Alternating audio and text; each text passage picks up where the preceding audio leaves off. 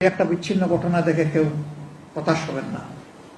এই ঘটনা হযরতে আদম আলাইহিস সালামের দুই সন্তান থেকে প্রথমে শুরু হয়েছে। তিনি আমাদের আদি পিতা, তারা দুইজন আমাদের ভাই। এই কথার দ্বারা স্মরণে রাখবেন যে সকল যুগের সকল নবীদের সমাজেও, নবীদেরকে পাওয়ার পরেও, নবীদের দ্বারা পরিচালিত হওয়ার পরেও সকল সমাজেই কিছু অপরাধী লোক ছিল।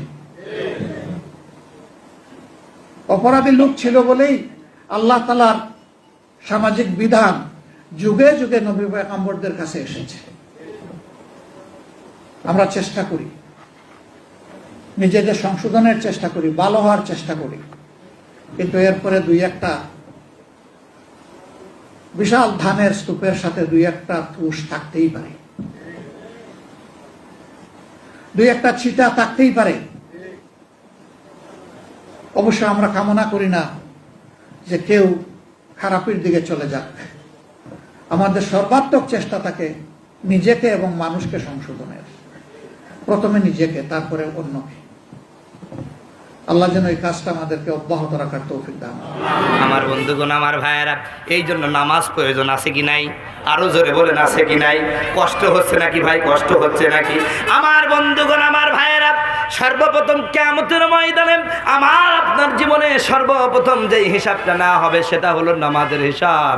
কিয়ামতের ময়দানে আমরা নামাজে যখন ধরা খেয়ে যাব, কিয়ামতের ময়দানে আল্লাহকে বলবো, আল্লাহ কেমনে নামাজ পড়বো? পৃথিবীর মানুষগুলো তিন ভাগে বিভক্ত হয়ে যাবে, এক ভাগ বড় লোক, এক ভাগ গরিব, আর এক ভাগ ব্যবসায়ী।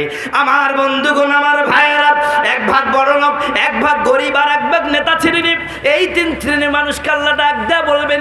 সর্বপ্রথম নেতাকে ডাক দেয়া বলে, নেতা, ও নেতা, তোমাকে একটা ওয়ার্ডের মেম্বার বানালাম, চেয়ারম্যান বানালাম, এমপি মন্ত্রী বানালাম, আমি তো বানাইছি, ক্ষমতা পাইয়া নামাজ পড়লি না কেন? নেতা ডাক দেয়া বলবে, আল্লাহ, একটা ওয়ার্ডে কত মানুষ থাকে তাদের প্রয়োজন পুরা করতে গিয়ে, একটা ইউনিয়নে কত মানুষ থাকে তাদের প্রয়োজন পূরণ করতে গিয়া হাজারো ব্যস্ততার কারণে নামাজ পড়তে পারে নাই।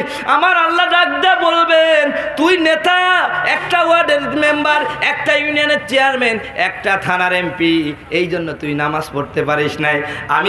আমি রব্বুল আলামিন এই দুনিয়াতে এমন নেতা পাঠাইছি যারা গোটা পৃথিবীটা শাসন করেছে, তারপরও নামাজ ছাড়ে নাই। বলেন সুবহানাল্লাহ।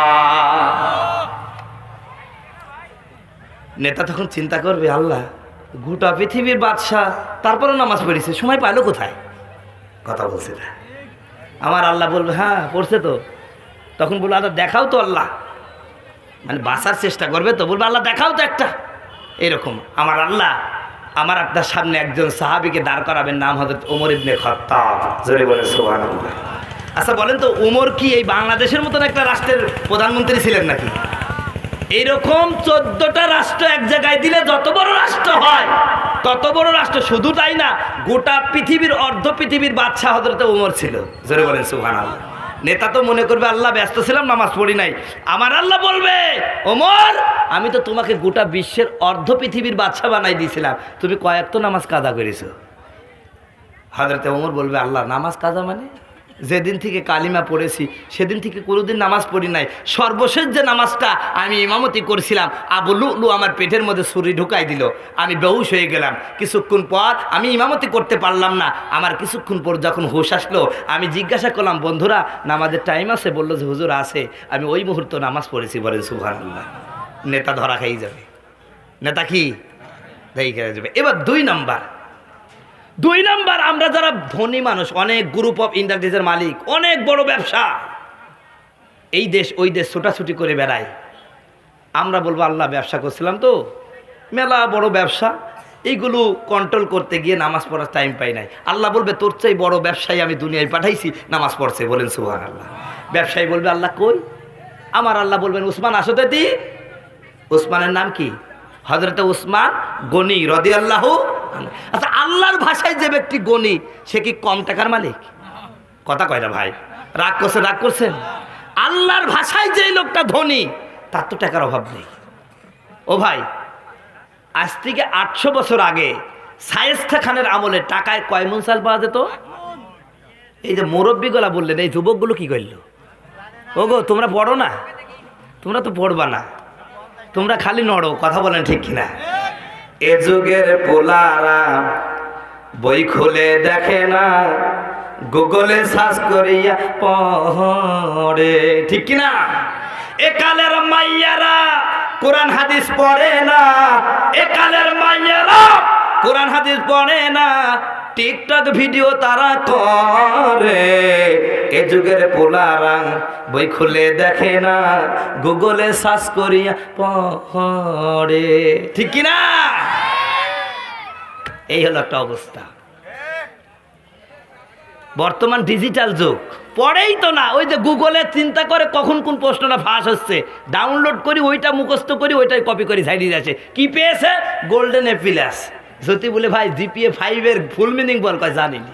কথা বলছে না, কথা বলছে না, এমন একটা অবস্থা। পড়াশোনা করতে হবে ভাই। তাহলে আজ থেকে 800 বছর আগে টাকায় চাল পাওয়া যেত কয় মণ?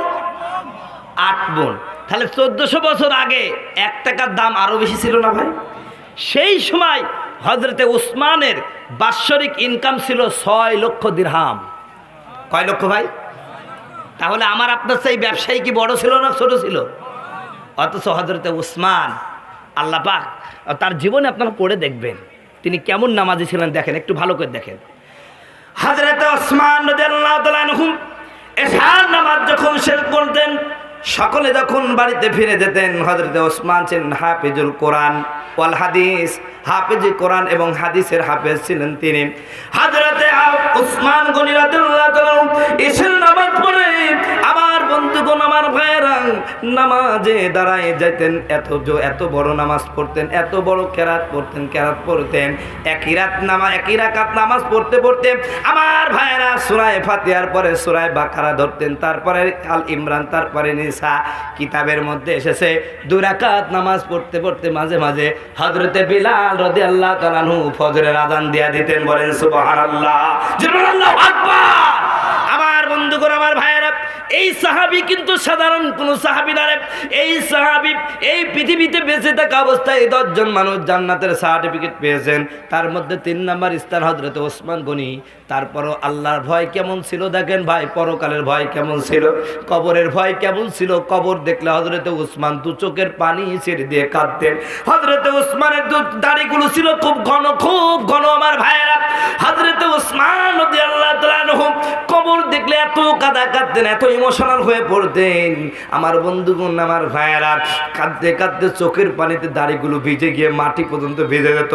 বন্ধুরা প্রশ্ন করলো, ওসমান তুমি তো সাধারণ কোনো সাহাবী না, এই পৃথিবীতে বেঁচে থাকা অবস্থায় 10 জন মানুষের জান্নাতের সার্টিফিকেট পেয়েছি, তার মধ্যে 3 নাম্বার স্থান তুমি দখল করে নিয়েছো, তারপরে তুমি কেন কান্দো?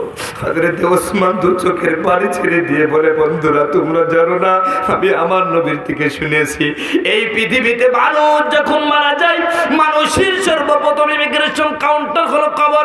এই কবরে যদি কোনো ব্যক্তি কবরের ভাইবা